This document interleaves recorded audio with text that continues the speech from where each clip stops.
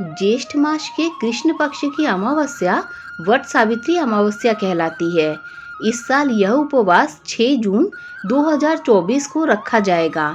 इस दिन सौभाग्यवती महिलाएं अखंड सौभाग्य प्राप्त करने के लिए वट सावित्री व्रत रखकर वट वृक्ष और यमदेव की पूजा करती हैं। भारतीय संस्कृति में यह व्रत आदर्श नारीत्व का प्रतीक एवं पर्याय बन चुका है। वट सावित्री व्रत में वट और सावित्री दोनों का विशेष महत्व है। सावित्री सत्यवान की पौराणिक कथा से प्रायः हर सनातन धर्मी भली भांति परिचित है। वैदिक युग का यह अद्भुत घटनाक्रम आज भी सुनने पढ़ने वाले दोनों को ही अभिभूत कर देता है। ऐसा विलक्षण उदाहरण किसी अन्य धर्म संस्कृति में मिलना दुर्लभ है। कहते हैं कि महासती सावित्री ने वट वृक्ष के नीचे ही मृत्यु के देवता यमराज से अपने मृत पति का पुनर्जीवन हासिल किया था। तभी से वट वृक्ष हिंदू धर्म में देव वृक्ष के रूप में पूज्य हो गया। तात्विक दृष्टि से विचार करें तो वट पूजन के इस महापर्व में स्त्री शक्ति की प्रबल जिजीविषा की विजय के महाभाव के साथ हमारे जीवन में वृक्षों की महत्ता व पर्यावरण संरक्षण का पुनीत संदेश भी छुपा है। वट सावित्री की व्रत कथा इस प्रकार है। कथा के अनुसार सावित्री राजा अश्वपति की पुत्री थी, जिसे राजा ने बहुत कठिन तपस्या करने के उपरांत देवी सावित्री की कृपा से प्राप्त किया था। इसीलिए राजा ने उनका नाम सावित्री रखा था। सावित्री बहुत गुणवान व रूपवान थी, लेकिन उसके अनुरूप योग्य वर न मिलने के कारण सावित्री के पिता दुखी रहा करते थे। इसीलिए उन्होंने अपनी कन्या को स्वयं अपना वर तलाश करने के लिए भेज दिया और इस तलाश में एक दिन वन में सावित्री ने सत्यवान को देखा और उसके गुणों के कारण मन में ही उसे वर के रूप में वरण कर लिया। सत्यवान साल्व देश के राजा दुम्तसेन के पुत्र थे, लेकिन उनका राज्य किसी ने छीन लिया था और काल के प्रभाव के कारण सत्यवान के माता पिता अंधे हो गए थे।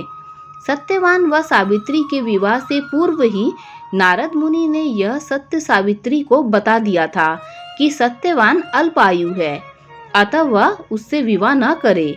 यह जानते हुए भी सावित्री ने सत्यवान से विवाह करने का निश्चय किया और देवर्षि नारद से कहा, भारतीय नारी जीवन में मात्र एक बार पति का वरण करती है, बारंबार नहीं।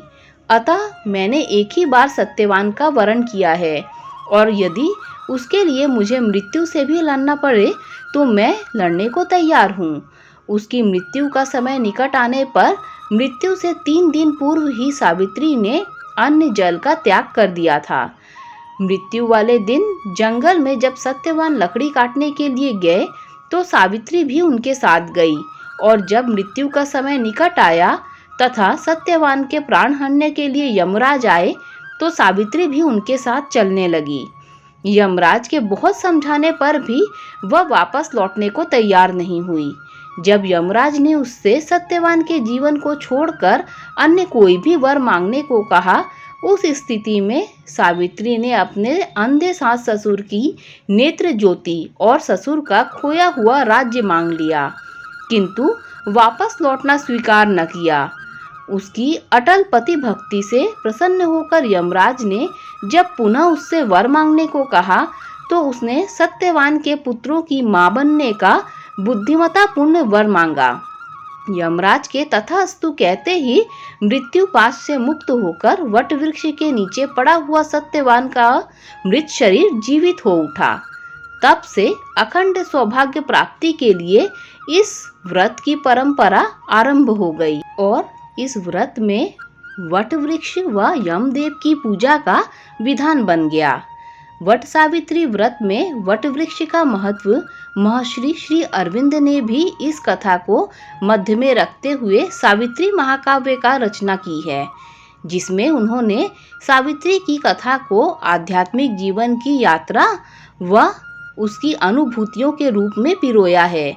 उसे सावित्री साधना का आध्यात्मिक ग्रंथ भी कह सकते हैं। शास्त्रों के अनुसार पीपल वृक्ष के समान वट वृक्ष यानी बरगद का वृक्ष का भी विशेष महत्व है।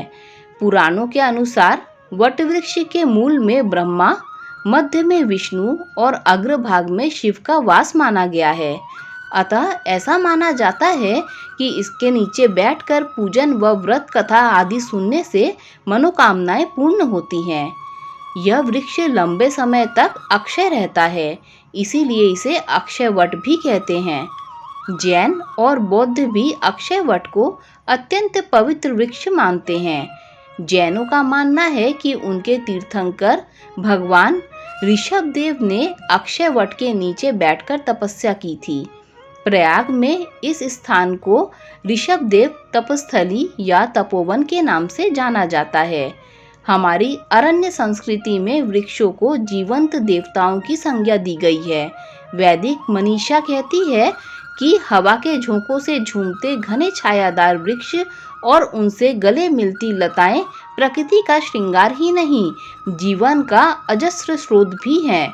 हमारे देश की समग्र सभ्यता, संस्कृति, धर्म एवं आध्यात्म दर्शन का विकास वनों से ही हुआ है। वैदिक भारत में लोग वन देवी की नियमित उपासना करते थे। स्मृति ग्रंथों में वन संपदा को नष्ट करने वाले के लिए कठोर दंड का विधान किया गया है। ज्ञात हो कि वृक्ष वनस्पति हमें हरियाली और फल फूल देने के साथ ही अपनी प्राणवायु से हमें जीवन और अच्छे स्वास्थ्य का वरदान भी देते हैं। इनका न सिर्फ पर्यावरण संरक्षण में अमूल्य योगदान है, वरन ये ग्रह व वास्तु दोष भी दूर करते हैं। हमारे समूचे पर्यावरण की सेहत इन्हीं मूक देवताओं की कृपा पर टिकी है। इसीलिए तो वृक्ष वनस्पति के प्रति गहरी श्रद्धा व लगाव भारतीय संस्कृति की अति पुरातन व संवेदनशील परंपरा रही है। वट वृक्ष कई दृष्टिकोणों से महत्वपूर्ण है। सबसे पहले यह वृक्ष अपनी विशालता के लिए प्रसिद्ध है। दार्शनिक दृष्टि से देखा जाए तो यह वृक्ष दीर्घायु का प्रतीक है, क्योंकि इसी वृक्ष के नीचे राजकुमार सिद्धार्थ ने बुद्धत्व को प्राप्त किया था और भगवान बुद्ध कहलाए। बोधज्ञान को प्राप्त करने के कारण इस अक्षय वट वृक्ष को बोधि वृक्ष भी कहते हैं, जो गया तीर्थ में स्थित है। इसी तरह वाराणसी में भी ऐसे वट वृक्ष हैं जिन्हें अक्षय वट मानकर पूजा जाता है। वट वृक्ष वातावरण को शीतलता व शुद्धता प्रदान करता है और आध्यात्मिक दृष्टि से भी यह अत्यंत लाभकारी है। अतः वट सावित्री व्रत के रूप में वट वृक्ष की पूजा का यह विधान भारतीय संस्कृति की गौरव गरिमा का एक प्रतीक है और इसके द्वारा वृक्षों के औषधीय महत्व का और उनके देव स्वरूप का ज्ञान होता है। Thanks for listening.